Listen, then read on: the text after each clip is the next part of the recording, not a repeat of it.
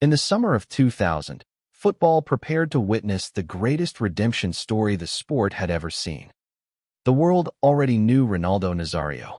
At just 23 years old, he had already conquered Europe with PSV Eindhoven, Barcelona, and Inter Milan. He had won the 1997 Ballon d'Or, shattered defensive systems with impossible acceleration, and scored 167 goals in his first 196 club matches. But in reality, injuries stole years from him. In this alternate timeline, they never happen. The knee holds, and football enters a completely different era. At Inter, Ronaldo becomes the force Italy spends an entire decade trying to survive. Instead of disappearing into recovery rooms, he evolves every season. Sharper movement, smarter positioning, deadlier finishing. Between 2000 and 2006, he leads one of the most feared attacking eras Italy has ever seen. With Ronaldo fully healthy, Inter break Juventus's domestic dominance years earlier than expected. The 2000 to 2001 season ends with Ronaldo scoring 34 goals in all competitions, winning the Golden Boot, and dragging Inter to their first Scudetto since 1989. Italian defenses begin changing systems specifically to contain him. Some teams abandon high defensive lines entirely.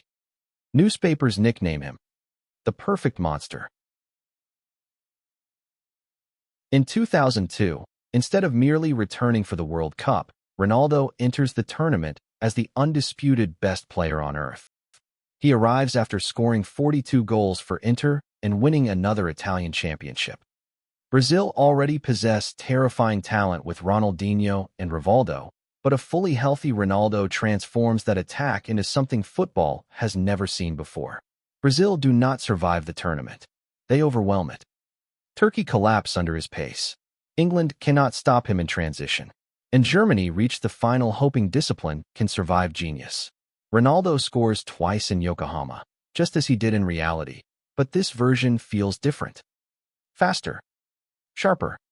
Untouchable. He finishes the tournament with 10 goals, breaking the modern World Cup scoring record. FIFA immediately crowns him the greatest striker since Pelé. Back in Milan, Inter become Europe's nightmare. The defining moment arrives in 2003. At Old Trafford, Ronaldo destroys Manchester United in the Champions League semi-final with a hat trick so devastating that even the home crowd rises to applaud him. Inter reach the final against Juventus and win 3-1.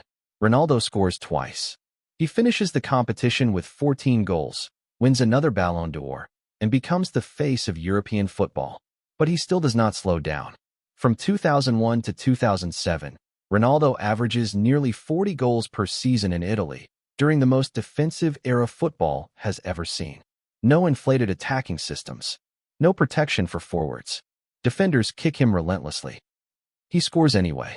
By 2005, Inter have won 4 straight league titles. By 2006, Ronaldo has already surpassed 300 career club goals before turning 30. Then Germany hosts the World Cup, and Brazil arrive with perhaps the greatest squad football has ever assembled. Ronaldo, Ronaldinho, Kaká, Adriano, Cafu, Roberto Carlos. In reality, Brazil collapsed under pressure and poor preparation. Here, Ronaldo changes the mentality of the entire squad. He arrives lean, obsessive, and hunting immortality. Against Australia, he scores twice. Against Ghana, he breaks Gerd Muller's World Cup scoring record. And against France in the quarterfinals, he finally destroys the ghost of Zinedine Zidane with a masterclass performance. 1 goal, 1 assist, complete control of the match. Brazil defeat Italy 2-0 in the final. Ronaldo scores again. 17 World Cup goals. 2 World Cups. 1 Copa America. 1 Confederations Cup. And now the debate changes forever. Not, is he the greatest striker ever? But, has football ever seen a more complete player? At Inter, the trophies continue. The arrival of younger stars only makes him deadlier. In 2007, alongside Zlatan Ibrahimovic, Ronaldo leads Inter to another Champions League final against Liverpool. In Athens, he scores the winning goal with a solo run that becomes one of football's defining images of the decade. By this point, the numbers stopped looking real. 5 Ballon d'Or awards, 3 Champions Leagues, 7 Serie A titles, more than 600 career goals.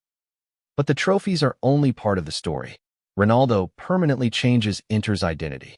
Instead of being remembered mainly for the Mourinho treble in 2010, Inter became the defining European superpower of the 2000s. Young Brazilian talents no longer dream only of Spain. Now they dream of Milan. And football tactics evolve because of him. Managers begin building transition defenses specifically to stop Ronaldo in open space. Sports scientists obsess over his explosiveness. Analysts later describe him as the prototype for the modern super-athlete striker. Even rivals speak about him differently. Paolo Maldini calls him the only player who made defenders feel helpless.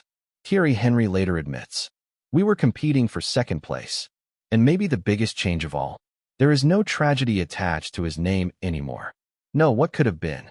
No sadness about lost years. Only dominance. Only fear. Only numbers that no longer seem human. When Ronaldo retires in 2012 at age 35, the San Siro fills with Brazilian flags and black and blue banners. Inter rename a stand after him. FIFA release a documentary titled The Perfect Footballer. Millions watch his final speech through tears as he says, "I gave football everything my body had. And in this universe, his body gave him everything back."